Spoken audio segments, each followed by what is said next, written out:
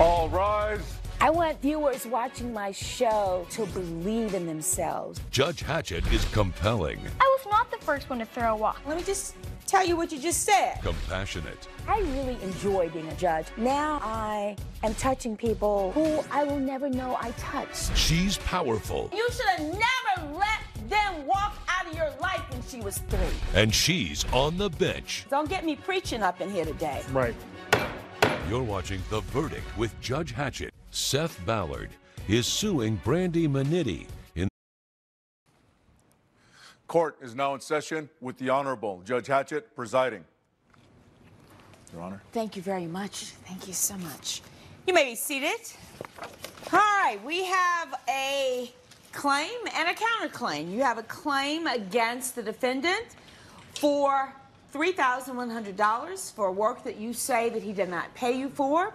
There's a counterclaim that you have for $10,000. Yes. There's a mechanic's lien for $3,100 against the property that you own.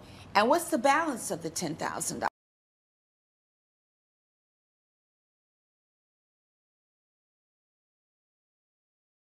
Well, the rest of the money comes from legal fees.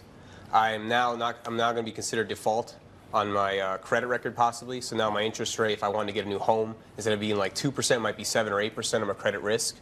And then just other fines I have to pay as well. What kind of fines? Well, obviously the $3,100 with the mechanic lien every time every day. That's a big difference between $3,100 and $10,000. I'm just trying to understand. No, you're absolutely right, Your Honor. Every day I don't pay every month. They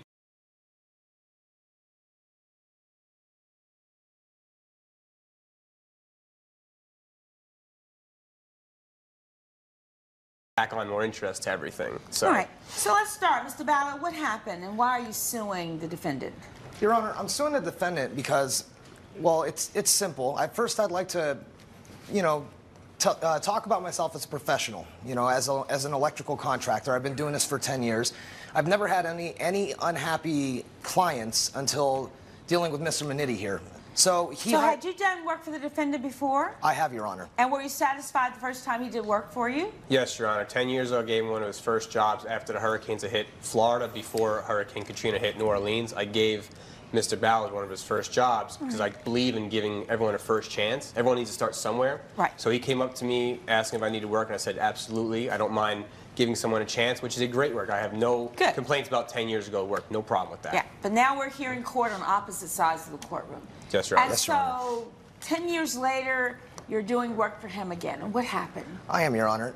He's trying to sell his house, and, at the buyer's request, they wanted an inspection done, a general inspection. So the only thing that really came out in his general inspection was a few minor to severe electrical issues throughout the house. So, minor to severe? Yes, Your Honor. There were multiple different things. There were 4 different tasks that needed to be completed about the house. So 4 things. Your Honor. Yes, Your Honor. So just to reiterate what Mr. Ballard's saying, the house actually was sold on contingency of passing inspection, which I pointed out the 4 issues that were wrong. I didn't hide anything. I showed up front what was wrong. I gave it to then Mr. Ballard to fix. And so everything else was already ready to go. It was a turnkey operation where it was sold as is. And me being the concerned citizen said, let me just take care of the issues so a new family that's coming in doesn't have to take care of these issues when they move in. Okay, so there were 4 issues that needed to be taken care of. We can both agree on that. Yes, yes, Your 4 Honor. issues. So before the inspection, Your Honor. all right. Before the inspection. So I know that you have to have, the new homeowners want to have the house inspected. Yes. And you said, even though I'm selling this property as is, that there are 4 things that I know need to be corrected. And which, again, I have no problem, because I would not want that to happen to me. As in the golden rule, do unto others as unto yourself. All right, so now we have these 4 items. These 4 items, and yes. what was the cost of repairing those 4 items? For those 4 items, the way that we had the inspection itself done is when I had the estimate, those 4 items were for $650. With the agreement of $325 down to get this started, to get me, what I needed to get the work done. However, and did the defendant pay the deposit of $325? He did, Your Honor. I actually insisted I give him half now, half later, as in good faith, and I know it costs money to actually start operation, so I had no problem paying the $325 up front. And it's Okay. one of my policies, Your Honor. All right, and so then what happens next? So I do the inspection in the house. I go around and I find all these other things, minor problems. I see one outlet blown out in the kitchen, and then again in the bathroom. So I mean, for me, I'm taking a multimeter and I'm checking certain outlets, and I didn't check them all. I'm just checking a couple here and there.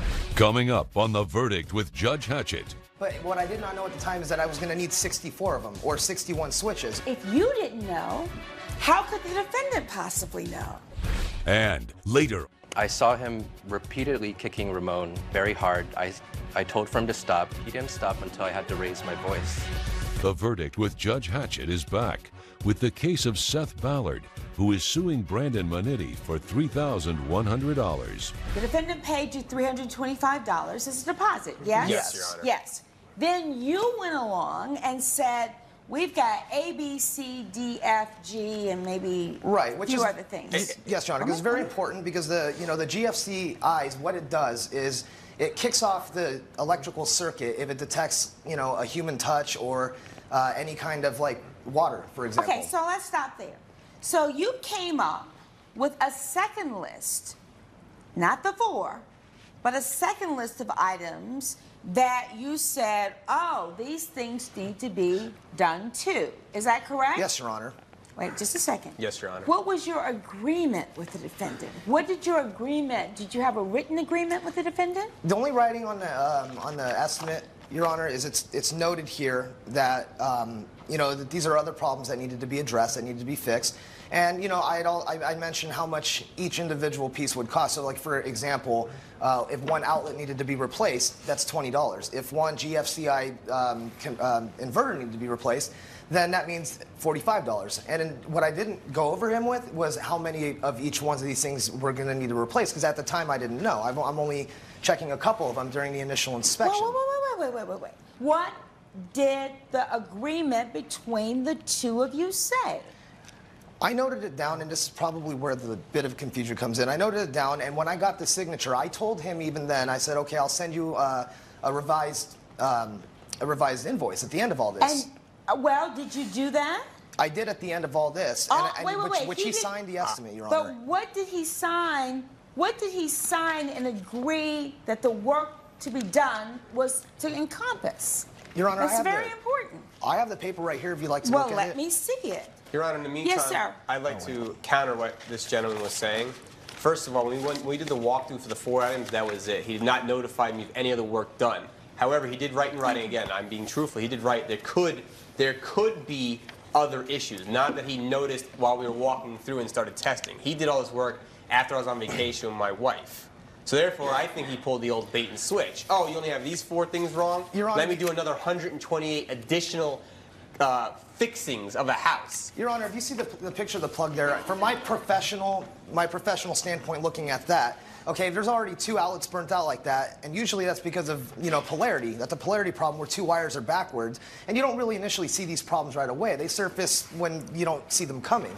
In my mind, this was more of a safety issue. If he's selling the house, it's, really looking out for him. I've known this man for... No, Mr. Ballard, that's not how it works.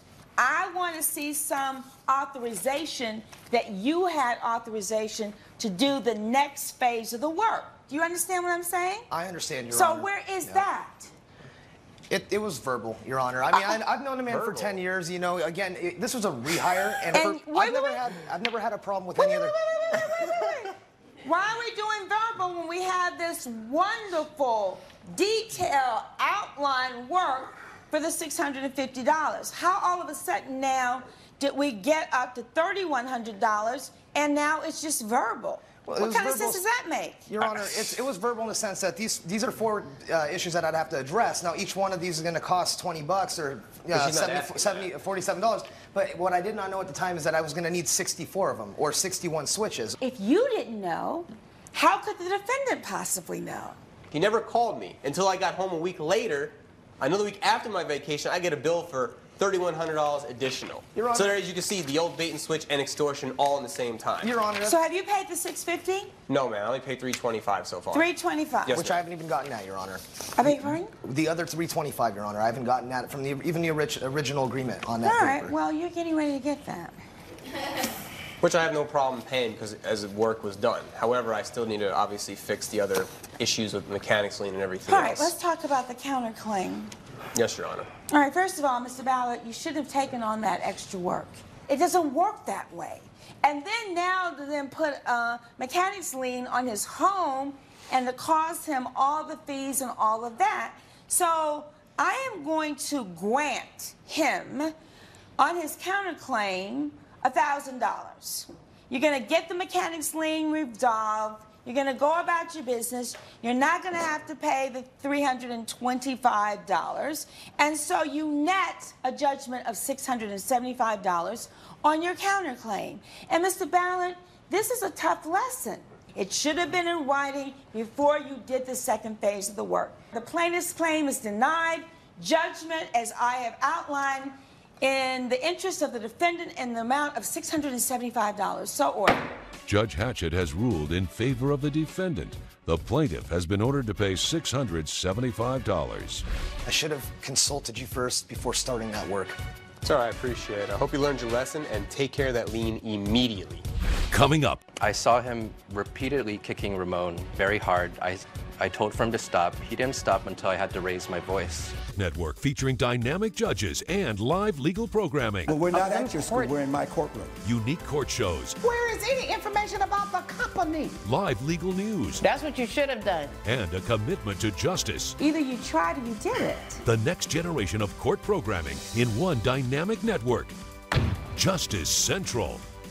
You're watching Justice Central. Stay tuned. You're watching The Verdict with Judge Hatchett.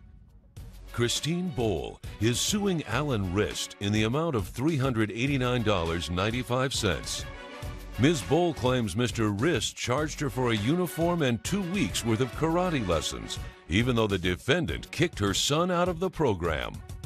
Mr. Rist claims the plaintiff's son's behavior was out of control, so he had to kick him out. All right, Ms. Bohl, you're coming here and you are suing Mr. Rist for $389.95 to be exact. Is that correct? Yes. And that your son was enrolled in his school. Yep. So what happened? My boyfriend's out of town, and he used to play with my son to... I was teaching kicking moves in class, and I noticed that Xavier started repeatedly kicking a student by the name of Ramon in the ready stance. Now, when we get into ready stance, you're not allowed to strike your opponent. You have to wait until I say it's okay to. I saw him repeatedly kicking Ramon very hard. I told for him to stop. He didn't stop until I had to raise my voice. After that, I had a talk with Xavier. I also had a talk with Ms. Bohl. I gave her a written report to sign and look over. She was surprisingly unapologetic. What was your reaction? I had talked with Xavier. We had a conversation. He said he was sorry. He was just doing what was said that they were practicing, what was authorized in the class. I didn't think there was a problem, and I did apologize. So, Your Honor, she did not apologize. Yeah, in her own words, she said, boys being boys. Coming up. We immediately run out. We see Xavier there with Ramon again, and Ramon is actually on the floor, clutching his right eye. The Verdict with Judge Hatchett is back with the case of Christine Bohl, who is suing Alan Rist for $389.95. Tell me about the second incident. I was teaching a throwing move during the middle of class, and on this particular day, 2 of my instructors had called out sick.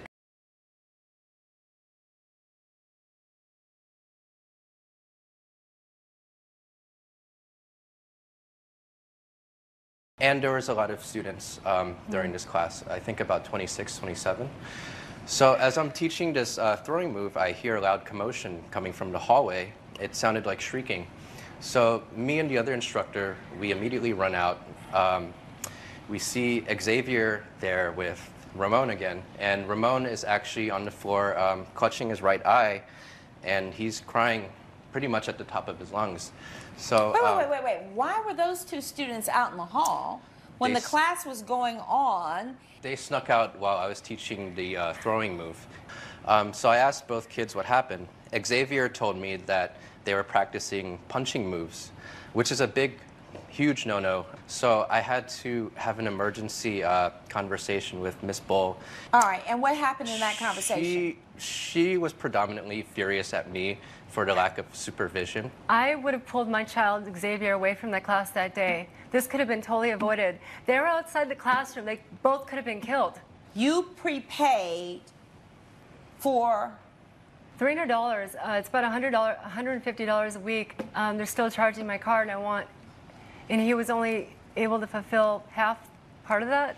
So she prepaid for 2 weeks. Well, actually, she prepaid for about 6 weeks. Okay. And there were 2 weeks left. Judge Hatchett's verdict when we return. My gut is that there are some issues that are underlying Xavier's behavior. And 10 years old can be a very difficult time. And so, but perhaps, the best solution right now might be to have him in counseling so that he has the ability to articulate some of his feelings as opposed to the physical acting out.